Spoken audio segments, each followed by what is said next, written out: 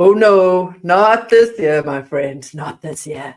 If you're an all or nothing eater and this time of year really scares you because there's just endless parties and buffets and family events, and we want you to have a really nice balanced festive season this year. A nice balance between enjoying the foods that you love, indulging a little bit without all the guilt and shame, and then also looking after yourself.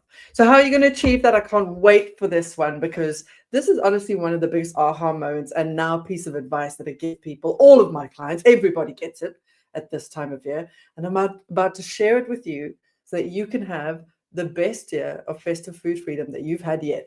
And if you continue doing these things, then next Christmas season, next festive season will be even better.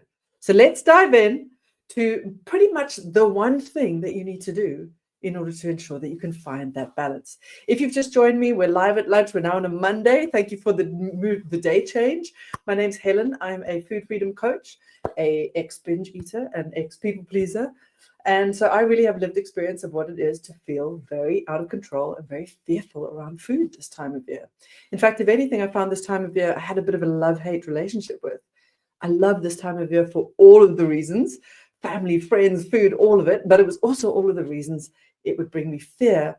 And I would make probably the same mistake that I bet you might be making, is I'd go into this time of year thinking, this year I'm going to do so well. This year I'm not going to overeat. This year I'm going to come out the other side feeling incredible, having made no mistakes. I don't know why I used to think that. Maybe you're not that level bad. But I knew that I'd commit, oh my God, I'd head into Christmas time of year and I'd be hitting the gym and eating beautifully. And by the time the 25th, 26th rolled around, it was all falling apart. But here's the thing that I realized, is I wasn't the only one. I used to run a guest house on the edge of the most beautiful lagoon in Neisner. If you've ever been there, please go ahead and visit. I'd love you to see it. And I would watch as every morning before Christmas, I'd see everybody arrive for the holidays. And there'd be families walking and running early in the morning, keeping fit, looking after themselves. And the minute Christmas Day hit, that all changed. And suddenly there was almost nobody outside, right through until January. And so what I realized is, okay, I'm not alone. This is not some kind of failing on my part, but I don't want to be exploding and binging as much as I was. I just want to take the awesome eek. Eek. I'm scared of what December is going to look like. Yes. How do I find balance between going crazy and being restrictive? I'm usually an all or nothing person. Help! I'm so with you, sister. I'm so with you, sister. We're going to deal with that today. So, yeah, eek indeed. What I realized is, first of all, I'm not alone. And what I started to do, and this was the big game changer for me, is I thought, you know what, instead of trying to be perfect, instead of fighting this, why don't I lean into the idea that I'm going to indulge? Why don't I give myself permission to indulge in all my favorite things, all the foods that I love? But I also didn't want to go so crazy that I'd end up sort of emerging in January with a huge sugar hangover, feeling all the guilt and shame, and feeling like I had to undo all the damage of weeks of overindulgence. So one is give yourself permission slip. Acknowledge that everybody's doing it. If you're going to indulge, this is the time of year to do it. You'll have another 50-odd weeks of the year, or 48 weeks, to be really good, whatever that means for you. But this is the time of year to actually say, you know what, chances are, I'm going to go above and beyond. I'm going to go beyond my fullness and really eat and enjoy a lot of more food than I might usually eat. But we don't want you to go too far. So here's the key to this. Indulgence is not about just eat whatever the hell you want, switch off, just eat it all. Indulgence is actually the sensory pleasure of savoring when it comes to food. I mean, this can be applied to anything, but savoring an experience. So if it's eating and you're eating beyond your fullness signal, so you can feel you're full, but you're going there anyway. What usually happens if you're a compulsive, impulsive overeater is at that point you switch off. Because at that point, it's almost like you don't want to witness yourself going into overdrive because it's filled with guilt and shame. You're enjoying the experience kind of in a subconscious, maybe even nervous system way, but you don't want to witness it. So we tend to switch off and not be present. Or you think, well, I'll be good again tomorrow. Let me just get it all in while I can. And again, there's a kind of disconnect and there's no presence. So here's the trick. If you're going to indulge, then stay present. Savor the experience. When you do, you notice the flavors, you notice the enjoyment of the food, and most importantly, you notice the moment at which that enjoyment dips and goes off the cliff. Whereas if you just disconnected and got into guilt and shame, or I'll start again on Monday mode, and just shoveling it all down now to get it over and done with, you won't even notice that moment at which you actually stop enjoying the experience of indulgence. Now, let me use another analogy, because with food, you might be thinking, well, Helen, I'll never stop. I never stop being hungry. I just enjoy every bite. It's not that way, but you'll have to try this in order to find that out. But let me give you another example. If you're somebody who's exhausted, and I bet you are at this time of year, and you really have a decide, tomorrow I'm going to have a big old lion. I mean, I don't even know if that's something that you feel good about doing, because most of the people who reach out to me really struggle to actually give themselves permission to rest. But let's say you say, right, Sunday, I'm going to rest. And you think, I'm even going to stay in my pajamas all day. You wake up, you lean into the rest, you indulge, you savor the rest, you enjoy the pleasure and the experience of resting. By 3, 4 o'clock, you're starting to feel a bit restless. You're starting to think maybe it's time to move the body. By 6 o'clock, you might even still be in your pajamas. But at this point, you're not feeling that great. At this point, you almost can't wait to just climb into bed and wake up again tomorrow, get clean and fresh or whatever, or have a shower and get outside, etc. The point is, indulgence always has the same after effect. You always stop enjoying it to the point at which it starts to feel a bit yuck. Now, same thing with food. And Christmas Day is the day in which I almost always go back for seconds. In fact, I don't know a day that I haven't done it, because I choose to indulge all the flavors. We spent hours cooking up a feast. That is the day that I'm like, right, no matter, I'm going back for more, because this is not something that I get to do every day, because I don't make a meal like this every day. And just the experience of going back for a whole nother plate is wonderful. But here's the thing. After a while, that food stops being enjoyable. And even if I just mowed all the way through it, hours later, I got hyena belly. You know what I mean? When you are so full and so uncomfortable that it's actually hard to do anything. Now, in the past, I would have got into a space of guilt, shame, and self-flagellation. What have I done? Why am I such an idiot? I've got no self-control, blah, blah, blah. Now, let's strip that away. If we're going to indulge without the guilt. Just simply be present with the experience of what you get on the other side.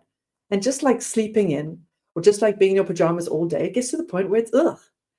And instead of doing this, you just go, oh, and you notice how your body naturally wants the opposite. If you've eaten a lot of food, even if it's just a big meal, you go out for a big meal, you have a big Sunday roast, no need for guilt and shame. Tune into that internal body of yours and notice what it's begging for. Because I bet you'll notice. You'll probably be a bit uncomfortable later. You want to go to sleep. You might suddenly have energy to do a lot of cleaning. That's one of the things I notice sometimes. I just suddenly, all I want to do is clean the whole house. Or the next day you might notice you're not full for hours. You don't even think about food. Or the last thing you want to eat is anything rich. All you want is a nice light soup, as an example. Notice how your body calls for the opposite of indulgence naturally without any force from you. Now, if you can start tuning into that call for the opposite, you begin to build the trust that you don't have to restrict. You don't have to be planning your diet while you're busy eating. You can actually enjoy and savor the experience and trust that your body will give you the opposite on the other side. Trust that if you've overslept, you will have a lot more energy tomorrow. Trust if you've overeaten, you won't be hungry for a long, long time tomorrow. And then tune in and notice that. And that will strip away a lot of the burden of worry that comes around indulgence, because it's not the indulgence itself. It's what we think about it that's the problem.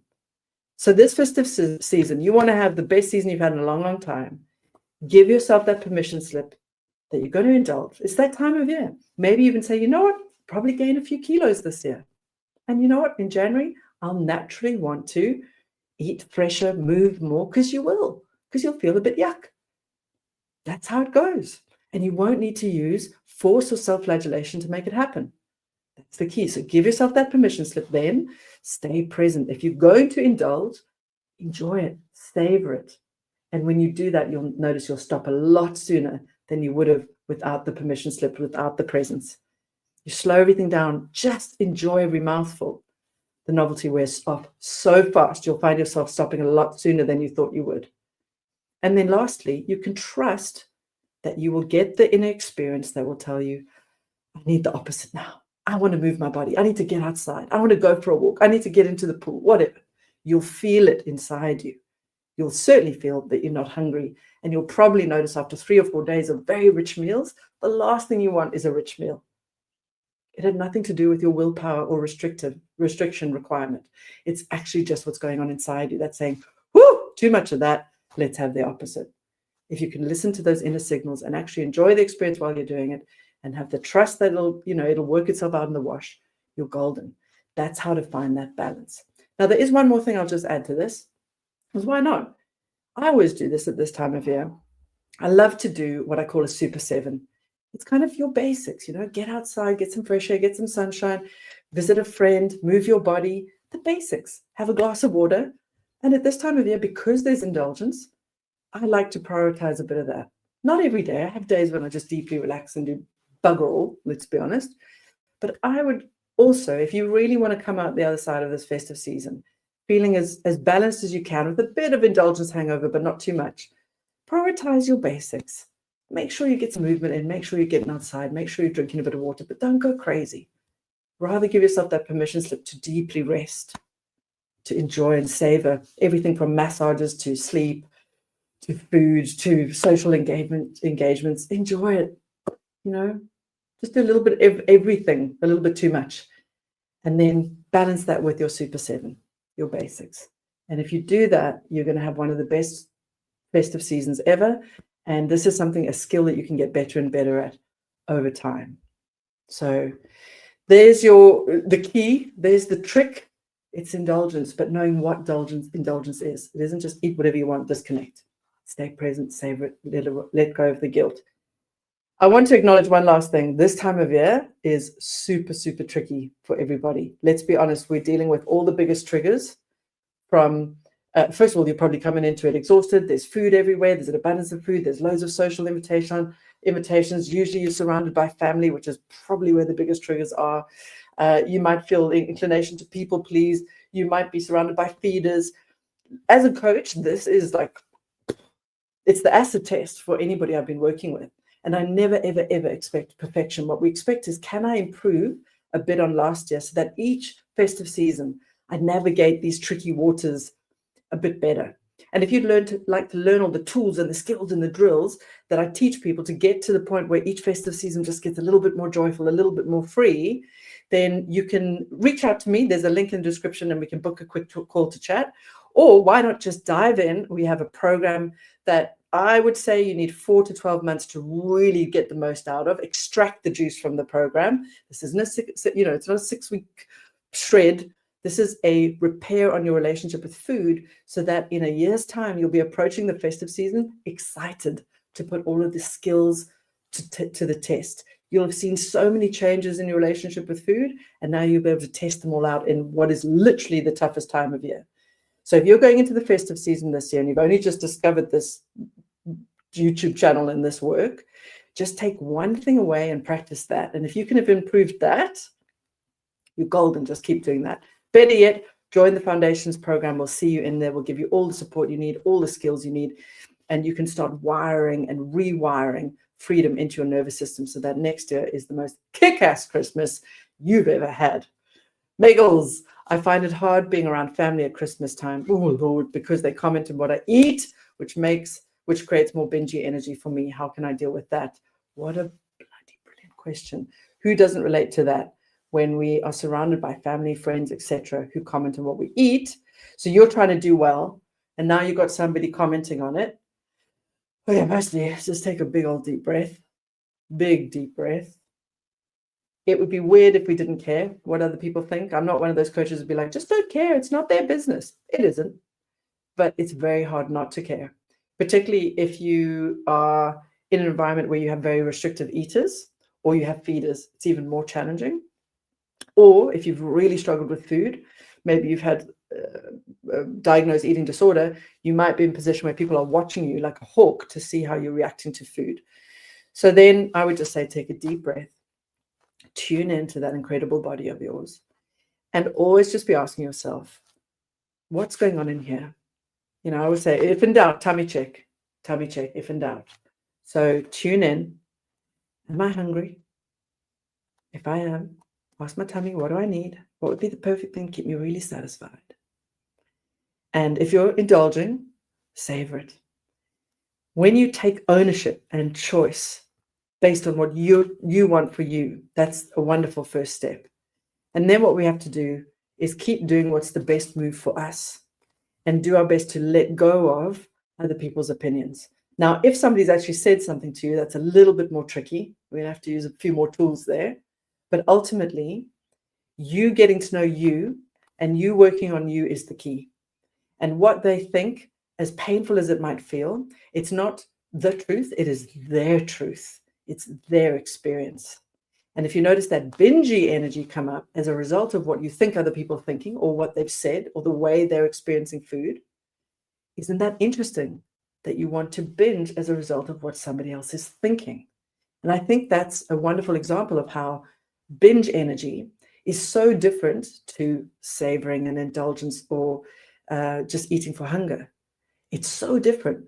And isn't it interesting that a binge urge, a bingy energy is coming up as a result of what you thought somebody else is thinking, which just shows that most overeating has got nothing to do with our hunger or satiety and everything to do with a number of other deeper causes and deeper reasons that we overeat.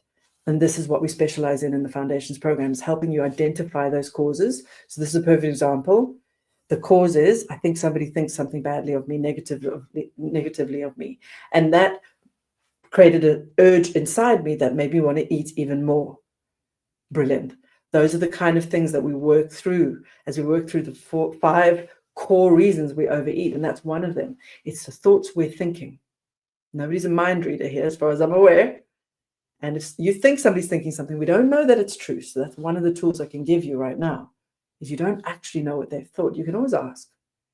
But ultimately, your work is to tune in and to take full ownership for your experience and your journey. Much easier said than done. That's why I think this is the most challenging time of year. It really can be. But you on your journey now. Let them be on theirs. If they're restrictive, let them be on their journey. If they're feeders, let them be on their journey. You know, you can accept their love without accepting their food. It's a tricky, tricky minefield at this time of year. But as you start practicing these skills, which is ultimately almost always about tuning back in, your ability to move through these difficult situations will get stronger and stronger. And just the fact that you've noticed that the thought of what they thought might make you want to overeat is a wonderful start, because now you can begin to correct that thinking before it escalates and you ride through that energy. It's not always easy. I do recognize that. Slow everything down, take a deep breath, check in. What do you need? What's right for you? And then we'll do the work to let go of their thoughts. And sometimes we need to have difficult conversations, but that's next level, baby, next level. All right, I see we're already 20 minutes in. Thanks, everybody, for joining me today. If you have some questions, please feel free to join me in the chat or shoot them through to me ahead of time. I'll make sure I answer them in 2 Mondays' time. We're going to be going live at lunch in 2 Mondays from today, same time. I'm sure I'm going to have a bunch more Christmas or festive season related questions because it is such a tricky time of year. So bring them to the chat or send them ahead of time. We'll make sure that you get them answered. All I'm interested in is for you to experience more and more food freedom. And if you can get a few awesome wins in your bag this year, when it's the toughest, they're worth triple when you get to January and it's easy. All right, lovelies, have an absolutely exquisite day ahead. Have a wonderful week ahead. I hope that you're starting to wrap things up, and I hope you all have some downtime plans so you can truly relax, reset, and get ready for an incredible 2026. If you want to make 2026 the year that you truly break decades of overeating and compulsion, and you really want to lean into the work, then we're here for you to help you do that. So, check the links in the description or just be here live at lunch every second Monday, and I'll be here to help you navigate all these difficult situations. Have a beautiful Monday further, wonderful week ahead. And don't you forget that you are enough just as you are. Footstoots as is. You don't have to do all this work to be worthy of other people's love and care, not least of all your own. The work is lovely. It's an added bonus. It'll make life better. But don't you dare forget that you are lovable and you are enough just as you are today. So with that in mind, I'll see you in 2 Mondays' time. Have a beautiful week. Cheers, guys.